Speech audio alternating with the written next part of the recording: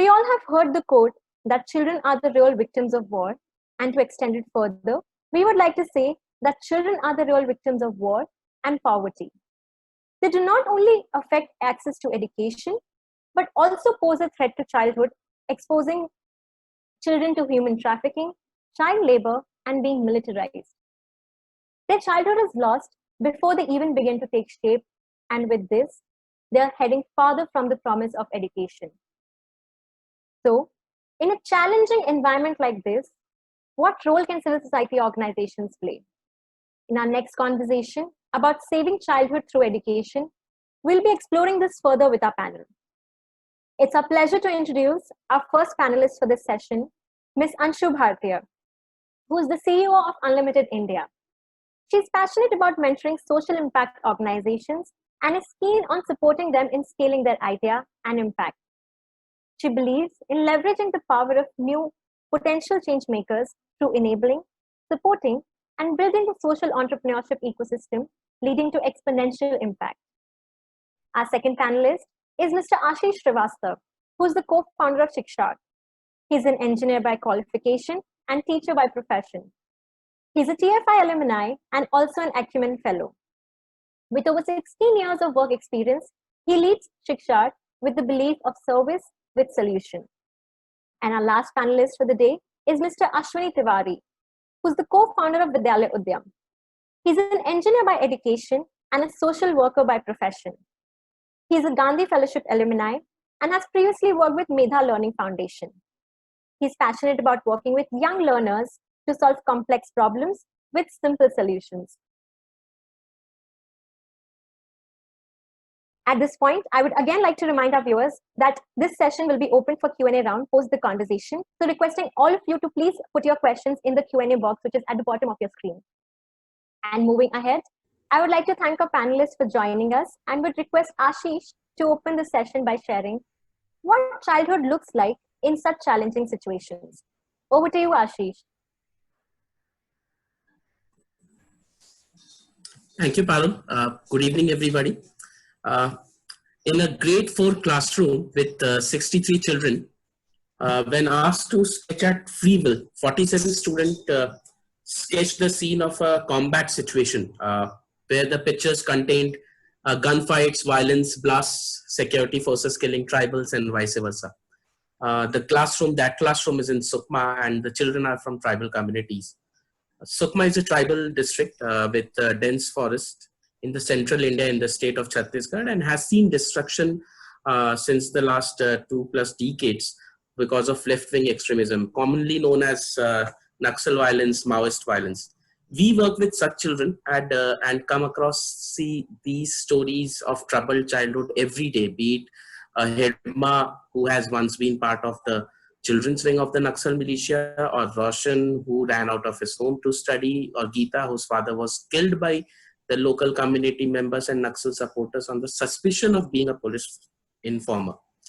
While conflict in any part of the world brings in destruction, poverty, poor human development indicators, it is the children and the women who are the most affected, and it takes generations for them to come out of it. Well, Sukma is not alone. The country, 1/4 of the country is affected by this conflict, covering states like Jharkhand, Odisha, Telangana, Andhra, Maharashtra, Bihar, and with 1.2 crore children at risk.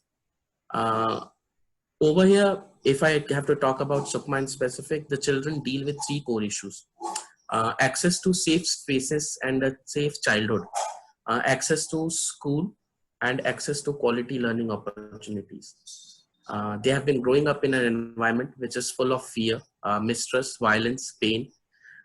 And with all these scenarios, the probability of them choosing violence as a means is an unfortunate reality on a daily basis. In the last decade, more than 300 schools have gone dysfunctional, destroyed because of the conflict.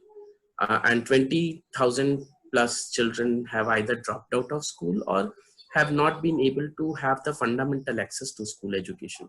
So we often say that every book dropped here is a bullet picked up in the region. Our work with conflict affected children has helped us realize that every child deserves a childhood of peace and compassion, which becomes our primary objective of existence as an organization, and also education is a fundamental right beyond any ideological conflict. I would like to invite Ashwini to share about childhood and how does the life of children look like in his area in Rajasthan. He too has been working with tribal children and dealing with issues of sustenance and livelihood. Ashwini, it would be great if you could share your experience. Thanks, Ashish ji. Namaste, Anshu ma'am, and great evening to everyone. As we are working in South Rajasthan, basically tribal region, specifically in Udaipur district. So आज हम childhood और education की बात कर रहे हैं. Normally जब हम लोगों से इंटरेक्ट होते हैं, हम पूछते हैं कि जब आप बचपन शब्द या चाइल्डहुड शब्द ऐसा सुनते हैं तो क्या इमेज आपके दिमाग में बनती है.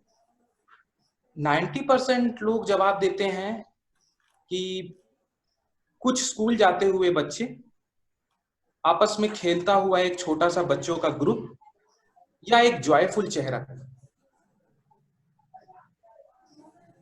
ये भी एग्जिस्ट करता है, बट इन 30% पार्ट ऑफ जो ट्राइबल ज्योग्राफी है, ग्राउंड जीरो पे ये सिचुएशन बहुत अलग है. एक एग्जाम्पल है, हम हर साल जब भी यहाँ परीक्षाएं होती हैं, हम एक सिचुएशन से गुजरते हैं. जब भी बच्चा यहाँ 8वीं का या 10वीं का बोर्ड दे रहा होता है, तो गांव में एक नारा गूंजता है, या तो पास नहीं तो अहमदाबाद. यहाँ अहमदाबाद वो एक छोटा सा एक जो बड़ा शहर अहमदाबाद हो, आप वो मत समझिएगा. भारत में ऐसे हजारों अहमदाबाद हैं. ये फेमस हैं जहां बच्चे कम दाम में और हार्ड वर्क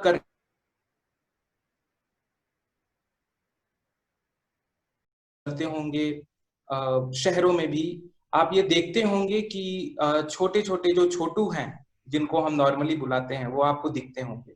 कौन है ये कहाँ से आते हैं? ये शहरों से भी आते हैं, और ये ज्यादातर हमारे ग्रामीण और इस ट्राइबल रीजन से भी आते हैं. जब भी हम पेरेंट्स से मिलते हैं, हम कहते हैं भाई आप ऐसा डायलॉग, ऐसा नारा क्यों लगाते हैं जब भी ऐसा होता है. वो कहते हैं कि जब 12वीं पढ़ के भी हमारे बच्चे को ऑटो रिक्शा ही चलाना है, ठेला चलाना है, मजदूरी करना है, तो ये 8वीं के बाद 4 साल क्यों बर्बाद करें. तो हम उसको भेजते हैं और ये साइकिल कंटिन्यू होती है.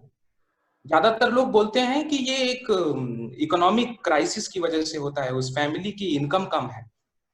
हम जब नजदीक से देखते हैं तो ये इकोनॉमिक कम, लेकिन रेजिलियंस का स्कोप ज्यादा दिखता है हमको. रेजिलियंस इसके पीछे की सबसे बड़ी वजह हमको दिखती है. 4 बच्चे तो निकलते हैं, लेकिन 6 की भीड़ उनके पीछे वो रिपल इफेक्ट की तरह जाती है. वो दोस्ती में चली जाती है, या वो गांव में एंगेज होने की अपॉर्चुनिटी नहीं है इसलिए चली जाती है. वाइल ये सारी पिक्चर ग्लूमी नहीं है. हमारे पास ऐसे पोटेंशियल वाले बच्चे भी हैं जो अपने गांव की ही प्रॉब्लम को आइडेंटिफाई करते हैं, उसको सॉल्व करते हैं, और एक बिजनेस के रूप में उसको गांव के साथ मिलकर स्केल भी करते हैं. आज हमारे साथ इस कन्वर्सेशन की आगे कड़ी में अंशु मैम भी हैं. अंशु मैम इंडिया की one of the largest young लोगों के साथ काम करने वाली इंक्यूबेशन हब की संस्थापक हैं, सीईओ हैं. इनको यंग लोग, मैम आपको यंग लोगों के साथ काम करने का बहुत लंबा एक्सपीरियंस रहा है. It will be a great opportunity for us कि आप चाइल्डहुड और एडुकेशन में हम और क्या संभावनाएं हैं, हम क्या इसमें और नया कर सकते हैं, उस पर शेयर करें. So over to Anshu ma'am. Thank you Ashish. Ashwini, मतलब हम तो इंक्यूबेटर हैं जो आप जैसे डायनामिक पीपल के साथ काम करते हैं. It's always humbling to hear you. It's humbling to hear the situations in which you are working. I am truly inspired. That's what got me to Unlimited, because हम आपके जैसे बहुत सारे, not necessarily young, हमारे 50-year-old entrepreneurs भी हैं but they're first time entrepreneurs, so young in the scope of entrepreneurship के साथ हम support करते हैं. पिछले पैनल ने भी बोला कि unfortunately the skew of education funding is more towards large organizations and towards urban, जो हम भी थोड़े हद तक अपने इंक्यूबेटर में पहले देखते थे. हमने भी बहुत प्रयास अब ये करना शुरू किया है कि हम कैसे Tier 2, Tier 3 रूरल में जो जिनके पास उतना एक्सेस नहीं है टू सपोर्ट, हम उनके पास कैसे पहुंचे, and we are increasing our network. But I think ये टॉपिक एक तो बहुत ही गहरा है, इट्स वेरी कॉम्प्लेक्स. आशीष ने कॉन्फ्लिक्ट की बात की, अश्विनी आपने लाइवलीहुड्स की बात की, और एक तरफ से सोशल प्रेशर भी है. ये लड़कियों पे ज्यादा भारी पड़ता है. फर्स्ट इंस्टेंस पे लड़कियों को बोल दिया जाता है स्कूल ना जाओ, और जो जाती भी हैं उनके साथ even in the urban landscape इतने सारे चैलेंजेस होते हैं कि they are forced to drop out. So if I round this all up, problems बहुत है. We are all around this table, most of us have been working on some of this problems, some of them are still to be tackled. अब इस पे एक और lens डाल दीजिए, disabilities. तो आप अगर you are a child with any kind of disability, आप और भी मार्जिनलाइज हो जाते हैं इसमें, राइट? So हमने जो so I think we work with 200, no, I think we know we work with 172 entrepreneurs, and just because we work with so many entrepreneurs across the sectors, and education हमारा सबसे largest portfolio है. Almost 40-50 हमारे entrepreneurs education पे ही काम करते हैं, काफी early skilling पे करते हैं. Can you hear me? I've got a notification my speaker is not working. Can you hear me? Yes, ma'am. It's totally clear. Awesome. So I think मुद्दा बहुत कॉम्प्लेक्स है, काम हो रहा है, एंड और काम चाहिए, and may be at a much more stepped up pace, right? So the interesting parts of bringing children back to education, एक है उनको स्कूल लाया जाए, सेफ स्पेस बनाया जाए, जैसे आपने बोला आशीष. एक है उनको इंगेज कैसे करें ताकि बच्चे भी बोले कि नहीं हमें स्कूल जाना है, right? So what we see some very interesting initiatives on getting children to come to school, especially at least urban landscape में भी बहुत चलता है, where girls drop out. So how do you build their confidence? Is it through music? Is it through poetry? Is it through enhanced learning? Aajkal Pratham has partnered with one of our NGOs which works with music, and they've created a music curriculum which can engage children in rural India to understand their talents in music and build that as a skill, right? So how do we create engagement where children will want to come to school? If it's very early childhood, right? So there is a lot of unique work happening there. Then you have work of people using sports to engage children and getting them out of their houses. In urban landscapes, it works more about night schools. जैसे आपने बोला livelihood के लिए वो अहमदाबाद भेज दिए जाते हैं, पर अगर वो अहमदाबाद अपनी ही लोकेलिटी में हो तो वो बच्चे दिन में काम कर सकते हैं और रात को स्कूल जा सकते हैं. Mumbai, Maharashtra is a state which has actually enabled night schools, and one of our NGOs, Masoom's, works extensively in upgrading the quality of the night schools. तो कुछ हमने ऐसा भी देखा है जो बच्चे डे स्कूल जाते हैं वो भी उस नाइट स्कूल में आते हैं क्योंकि उनका लर्निंग इनहांस हो जाता है. So I think then you have NGOs which are working on enabling government systems. Government के बहुत schemes हैं to get children back into education, right? To education के अंदर 25% children can get access to good schools, but underprivileged person को कैसे पता कौन सा फॉर्म भरना है, कहाँ जाना है, कैसे दस्तावेज करने हैं. So there are NGOs helping people, 2 of our NGOs actually helping people get access to that education, either through policy changes or through forms. So I think the work is happening extensively. It is about getting them into school, getting them engaged, and then detaining them and increasing learning outcomes. And I think आप लोग को भी शायद आशीष अगर आपको ये challenge आता है, बट हम बहुत देखते हैं जहाँ पे direct learning outcome related outcomes नहीं है. जैसे मैं 21st सेंचुरी स्किल्स कर रही हूँ, अभी एक हियरिंग इम्पेयर्ड बच्चे को अगर मैं क्लासरूम में ले आऊँ जो सालों से बंद था अपने घर में क्योंकि उसके पास कोई कॉन्वर्सेशन के लिए नहीं था, अगर वो एंजॉय करने लगता है, how do I qualify it, how do I capture it? So how do you capture the impact in a world which is very driven by impact? Outcome क्या है आपका? तो एक जो हम चैलेंज देखते हैं जो भी चाइल्डहुड अर्ली एजुकेशन में काम कर रहे हैं, तो not link to learning outcomes, how do they engage funders, how do they get money to grow, right? So that's one challenge that we see. The other challenge is, then people ask for the long-term impact. कि वो कितने साल रहे, अगर 8वीं के बाद drop out हो जाते हैं तो फिर क्या फायदा? So I think there is work happening, there is great work happening. Incubators are very invested in the work, either by funding or supporting for-profits जो थोड़े paying customers को service कर सकते हैं, and NGOs उनको service करते हैं जो एकदम marginalized हैं, जिनके पास कोई payment का तरीका नहीं है. NGOs work with them, right? So I think both the models are there. Incubators are very invested. There is a future because a lot of work is happening, but a lot of work needs to happen. अभी एक और हमारे पास आगे समस्या आ रही है with COVID. But अभी what we are hearing is focus will go into livelihoods. तो उस पे एजुकेशन के फंडिंग पे पहले तो पैसे नहीं होंगे, और अगर सब लाइवलीहुड और हेल्थ पे चले जाएंगे तो will education suffer. So Ashish, it brings me to the question, आप एकदम एक रिमोट एरिया में काम कर रहे हैं. I don't know what the funding landscape has been like. How challenging has it been? अब कोविड के तहत, do you see it being a worse challenge? And some of the good work you've done, will it get impacted, do you think? Anshu ma'am, so जैसे बाकी organisations की हालत है वैसे हमारी भी है, बस थोड़ा सा प्रॉब्लम यहाँ मैनिफेस्ट हो जाता है. So we lost funds, donors बहुत सारे बैकआउट कर गए. क्योंकि हम कॉन्फ्लिक्ट जोन में, तो हम मोस्टली तो हमको इंस्टीट्यूशनल फंडिंग नहीं मिलती है यार. 80% of our funds, 70 to 80% of our funds come from retail fund raising, crowd funding. So अभी जब इकोनॉमी की हालत खराब है तो लोगों के पे हाइक्स नहीं हो रहे, तो ऑब्वियसली हमारा जो क्राउड फंडिंग है वो वीक हो गया है. ये तो है ही. उसके अलावा एक तो वैसे भी रिमोट लोकेशन है, and most of our team members they are from different parts of the country. यहाँ पे हैं, अकेले हैं. So the whole socio emotional wellbeing of the team members itself is a challenge, and we have been taking pay cuts since March, around 50 to 75%.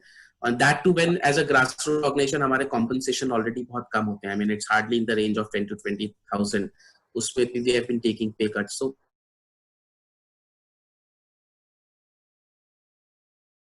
after that looks difficult. Our operations have got impacted since we are unable to reach our students. Most of the students are back into their villages, which are deep inside the jungle and are difficult to reach, and they don't have any access to any kind of device or phone or network. So jana mushkil hai.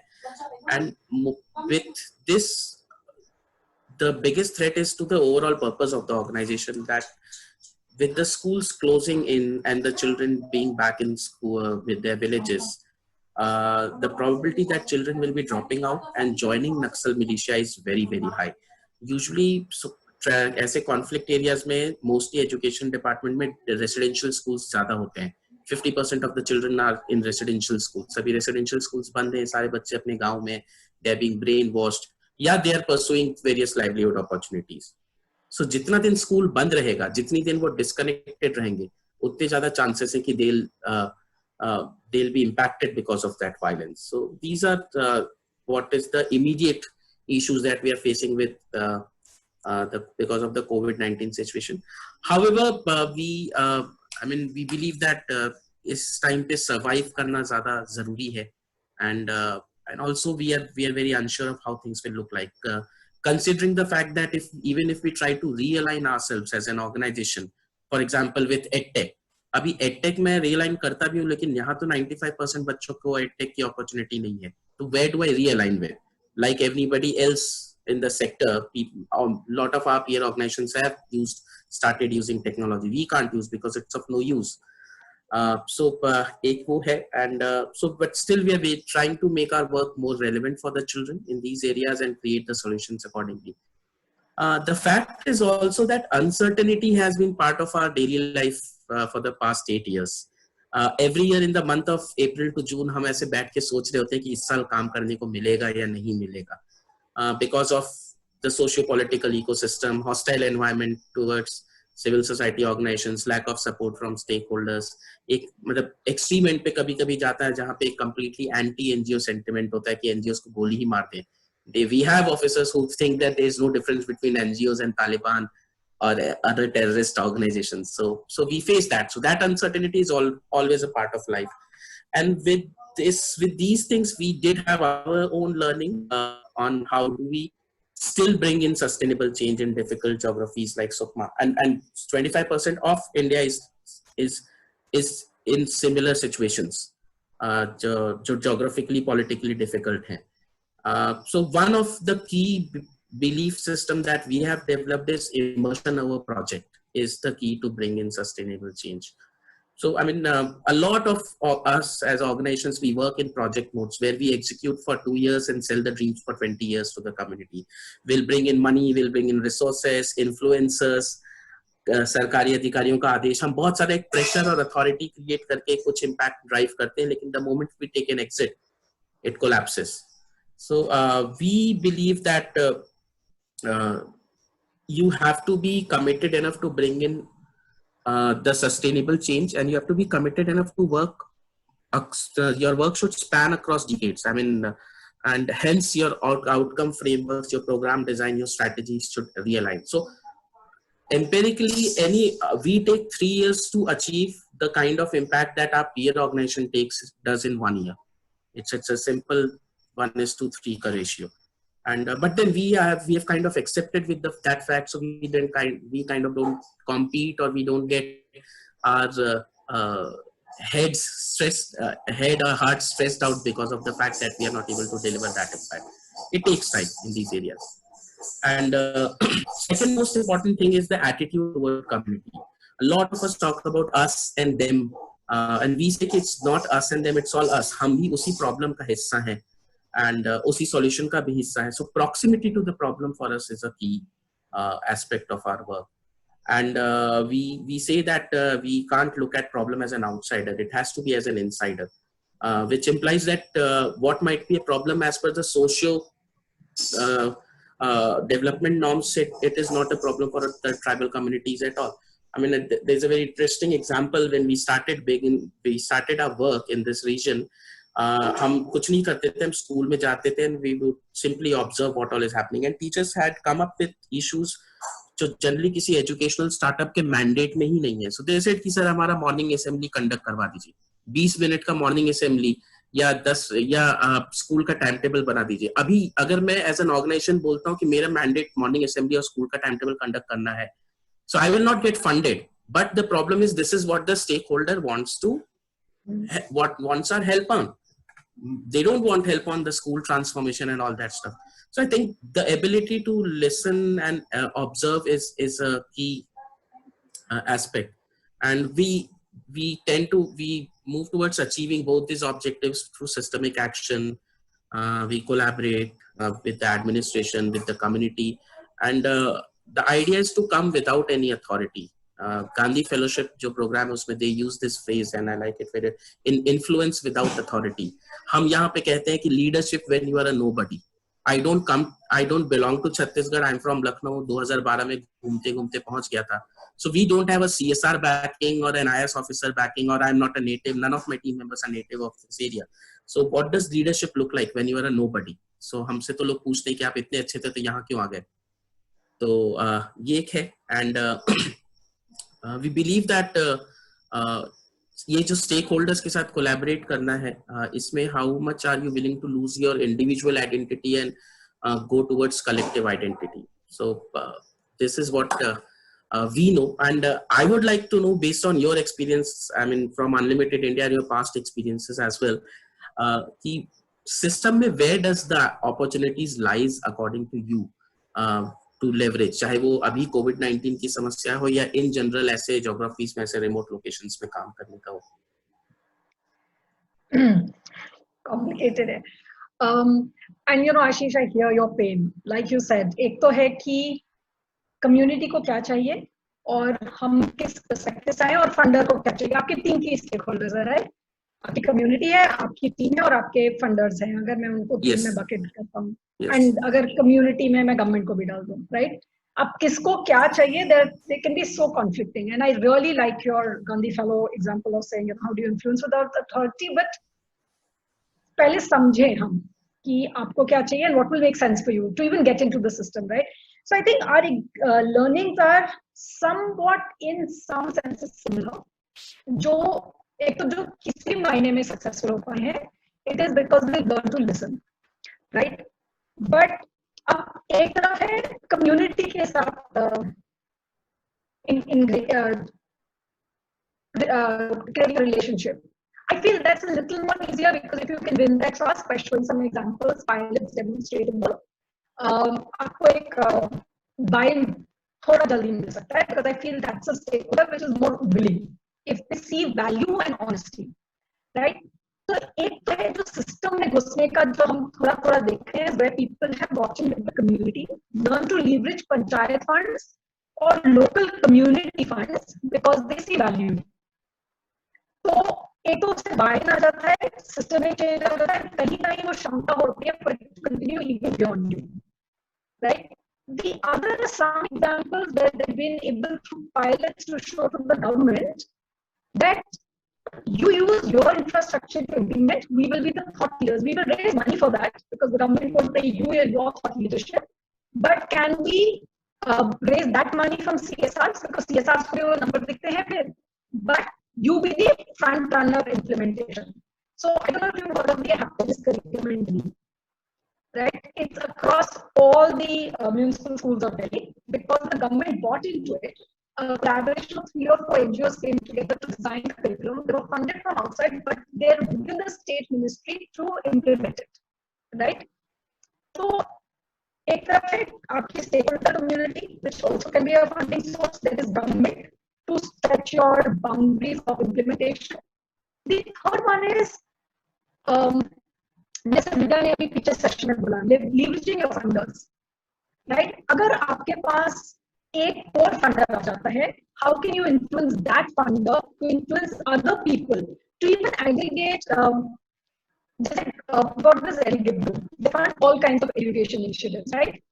They come together in one community, they put their money behind it, and they get all-rounded growth in that community, right? So can you influence one of your funders to become that instigator of collaboration and getting other people into your community to give that longevity? तो जहां जहां देखिए बहुत complex version होते नहीं है, पर ये हमने कहीं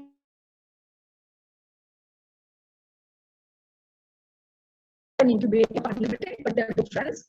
तो उन्होंने क्या किया, गवर्नमेंट में लोग प्लेस कर दिए for vocational training in schools. So now the entire district administration will work with you because you're coming from the government, right? And I'm not saying any of this is easy, but community itself is your first, government, funders, and the other third one is partnership.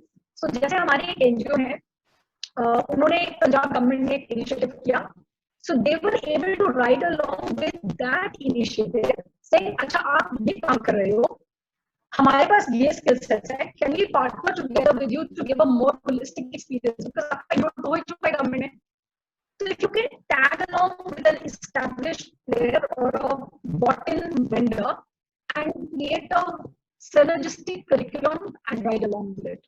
So ये जो 3-4 हमने देखे हैं are successful examples of some of our entrepreneurs who've been able to build. अभी तो सब कुछ Covid में questionable है, but in the past we've seen these kind of mitigants towards your often asked problem of अब क्या होगा? How do you build or scale? Did this answer your question, Ashish? Yes, it does definitely. And if there's any other specific insight, I'm happy to take 1 or 2 examples and illustrate. Or no, I mean it makes sense. I mean examples, lend a hand, I know very well, and it's they have done some great work in terms of building partnership with the government and working at scale. So yeah, I mean you gave a very great example. That is true. And you know, so एक और आप थोड़े देखिएगा, एक तो happiness curriculum का एक हमारे एक एनजीओ सामर्थ्य है जो अभी पंजाब में which I was saying, you know, in collaboration with other NGOs has made an inroad. So some of these Pratham के साथ, Pratham because they have their presence and they're very, as far as I've heard and whatever I know of the organization of Pratham, they're very open collaborators. Like I was telling you know, one of our NGOs, Manzil Mystic, वो music अब गाँव-गाँव में ले जा पाए हैं, right? and these are larger donors who have funding. So that could be one to tag along, carry along with people who have ability to raise funds, sustain funds. That could be an idea as well. So just Ashwini, I don't know if collaboration with Educate Girls in Rajasthan will make sense for you, right? But those just opportunities open up is what we encourage all our entrepreneurs. And the other one definitely we are leveraging is community, especially in rural area. हमने देखा है हमारे livelihood projects में, not necessarily education में, but अगर panchayat gets roped in, तो बहुत सारे bottlenecks iron out हो जाते हैं, not in conflict zones, not in probably yours or Ashish, you're working in one of the toughest areas, but in the other areas, those funds get tapped into, if that helps. Yeah. And the other one is leveraging government schemes and subsidies. Tough to do, but if you can partner with somebody who enables those right to education kind of subsidies and schemes, or somebody who understands that network, I'm happy to connect you to Saras Foundation, which has done a terrific job in UP of enabling RT. Now, in your geography, it may not be relevant, but agar aisa kuch ho, to learning outcomes say you can leverage partnerships. Yeah. So with that, Ashwini, I would want to ask you, Vidyalaya Udyam has also been able to include a systemic lens to your work, right? What measures have you taken, and later if Ashish, you can also weigh in, especially during COVID, have you been able to change the game in any way, manner, form towards your own sustainability as well? Yeah, thanks ma'am for the questions. Basically, as at Vidyalaya Udyam, we see the systemic lens with two key factors. The one is system practitioner and the second is with system beneficiary.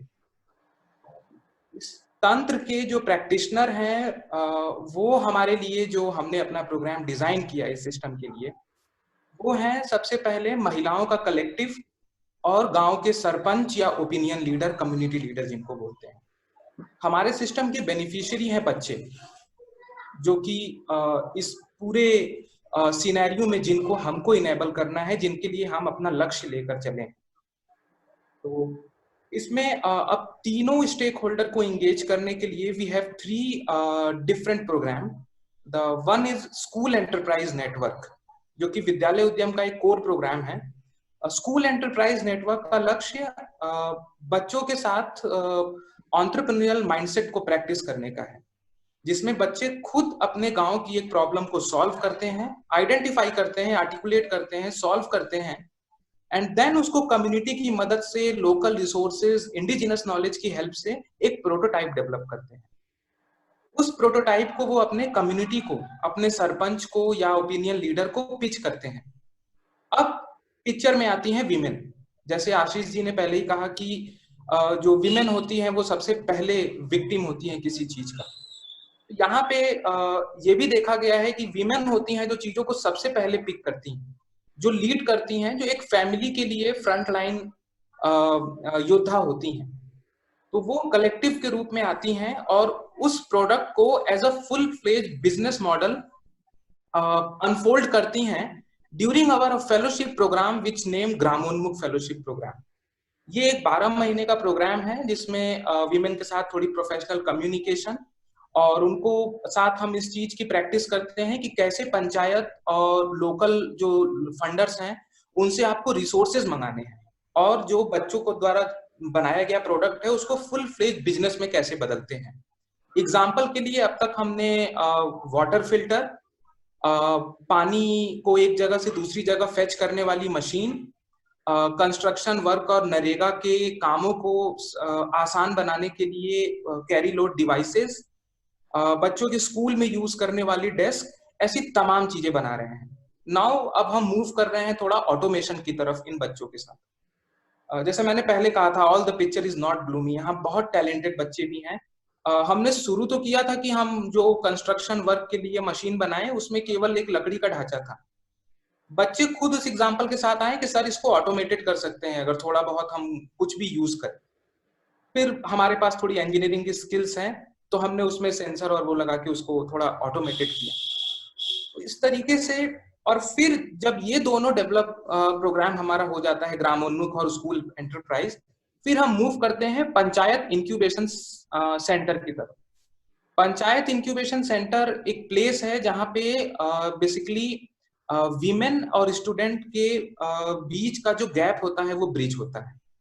इनको सरपंच और panchayat secretary lead करते हैं। इनका main काम होता है women की business को और स्टूडेंट्स के आइडियाज को आगे बढ़ाने के लिए फंड इकट्ठा करना। तो ऐसे छोटे छोटे इंक्यूबेशन सेंटर हम बनाए। और जैसा आपने बताया, कोविड में हमको बहुत नुकसान हुआ। नुकसान इस वजह से हुआ, पहले जो 10 में से 6 बच्चे माइग्रेट करते थे, आज वो 10 में से 8 हो गए, क्योंकि इस 3 महीने के लॉकडाउन के दौरान थोड़ी बहुत गवर्नमेंट से जो सामान मिला कहीं पहुंचा, कहीं नहीं पहुंचा। स्थिति गंभीर हो गई, बच्चों को लेबर जॉब के लिए जाना पड़ा। कुछ कुछ गांव यंग लर्नर से खाली हो गए। ऐसे कंडीशन में हमने छोटे माइक्रो लैब बना दिए। पहले तो हम गांव के स्कूल में लैब बनाते थे, अब तो स्कूल भी बंद है। हमने मिट्टी के छोटे छोटे घर बनाने शुरू किए, और ताकि वो इंडिपेंडेंट हो, वो बच्चों का हो, उस पर कोई और अधिकार न जमा ले आके। थोड़ा टफनेस होती है गांव में, तो उस छोटे छोटे सेंटर्स में वो अपना लैब चलाते हैं। एंड प्रोग्राम इज कंटिन्यूइंग की school enterprise network, Gramonmukh and then PIC. तो डिसरप्ट हुआ, but again we rebuild it. उसको हमने स्टार्ट किया। तो इस तरीके से जो 2 एजम्पशन हम तोड़ रहे हैं, बार बार लोगों के मन में ये एजम्पशन होता है कि हम तो आदिवासी लोग हैं, we are not made for creative jobs, हम नया काम नहीं कर सकते रचना वाला, we want to work for other. But these 3 program, the SEN, Gramonmukh and panchayat incubation centre, वो रेजिलियंस बिल्ड करती है कि you can start your own and you have the ability to solve your own problem and convert into a whole business model. So now मैं move करूंगा आशीष जी के तरफ। वो बताएं कि कोविड में उन्होंने किस तरीके से पॉप अप किया सिचुएशन के, और उनके सिस्टमिक लेंसेस क्या हैं। Thank you, Ashwini. So, as stated earlier, we have not been able to reach our children through any online medium. Government ने online learn education portal बनाया in March in Chhattisgarh, and the whole portal has been accessible to hardly 30% across the state. And Sukma जैसे districts में, and ऐसे 10-12 districts हैं छत्तीसगढ़ में जहाँ पे reach less than 10% है, सुकमा में less than 5% है. So everybody jumped into online education. हम भी jump किए in the beginning, and we created read aloud stories जो हम WhatsApp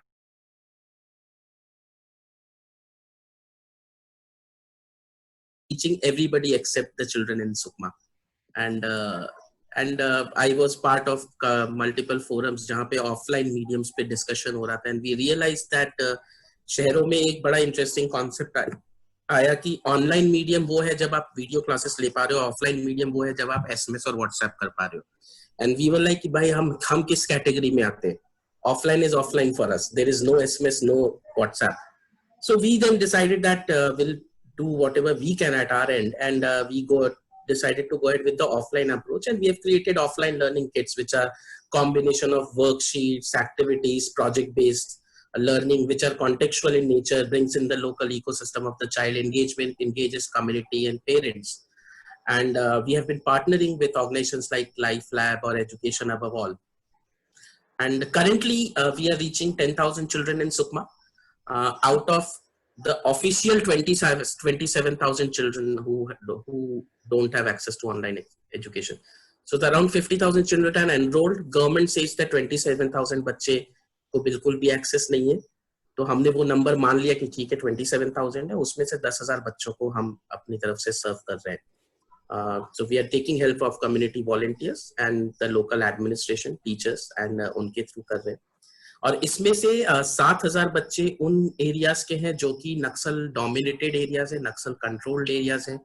उनमें पिछले 10 सालों से स्कूल्स बंद थे, और अभी कम्युनिटी की सहायता से 93 स्कूल्स वापस खुले हैं, एक झोपड़ियों में चल रहे हैं, और लगभग 4,000 आउट ऑफ स्कूल बच्चे वापस शिक्षा से जुड़ पाए. तो इन स्कूल्स में हम ये किट्स पहुंचा रहे हैं. The offline kits are also being used by other organizations. There's Protsahan in Delhi, which is using it. Ukram, Akshay Patra is using it across Odisha, Karnataka, Maharashtra, Gujarat, Assam, Delhi. So हम कई बार यहाँ पे administration को बोलते भी है कि भाई आप लोग हमारी कोई कदर नहीं करते, बाहर दुनिया में लोग हमारे सामान को यूज करना चाह रहे हैं. So yeah, irony है, but then we live with that. However, I would like to highlight the fact that as a system comprising CSOs and government, we are weak with the basics of content and pedagogy. We can keep changing mediums of how that information or how that knowledge is passed on, but without working on the content and pedagogy, without working on the basics, it won't be more than a band-aid solution.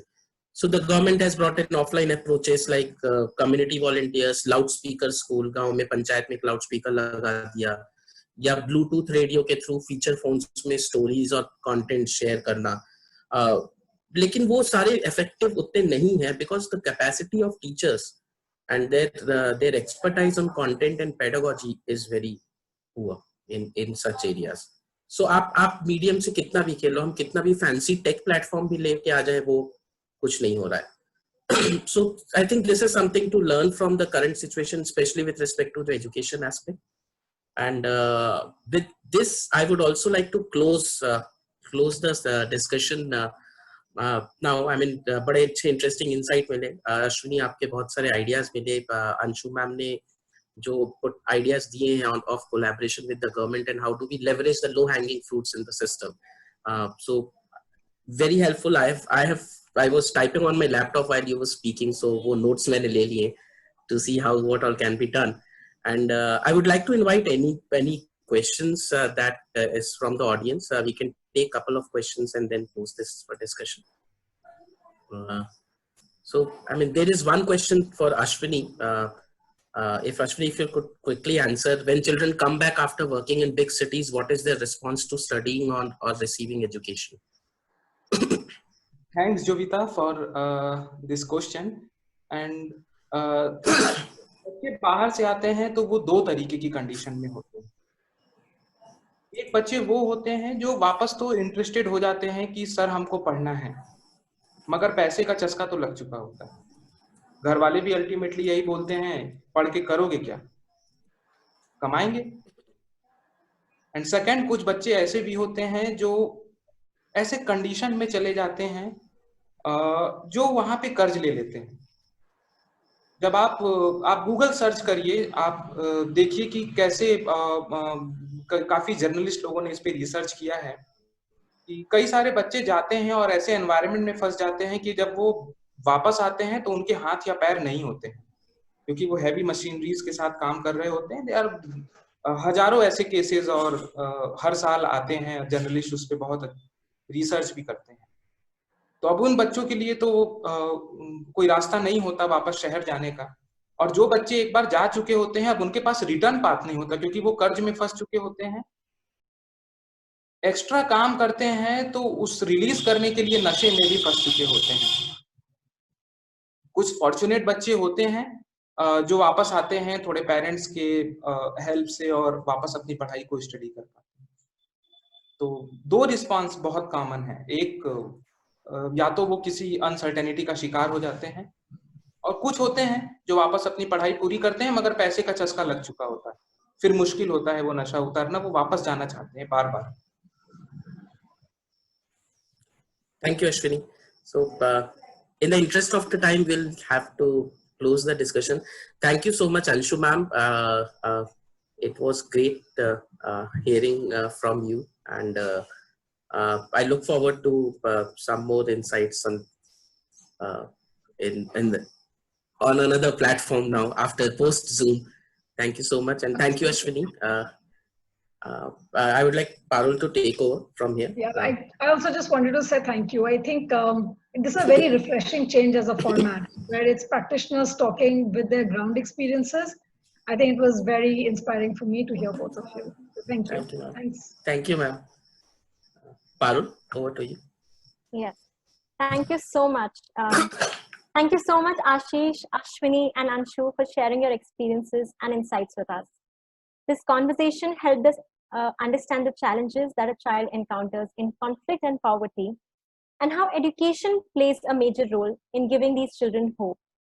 Hope for a better future, not only for them, but for their entire community.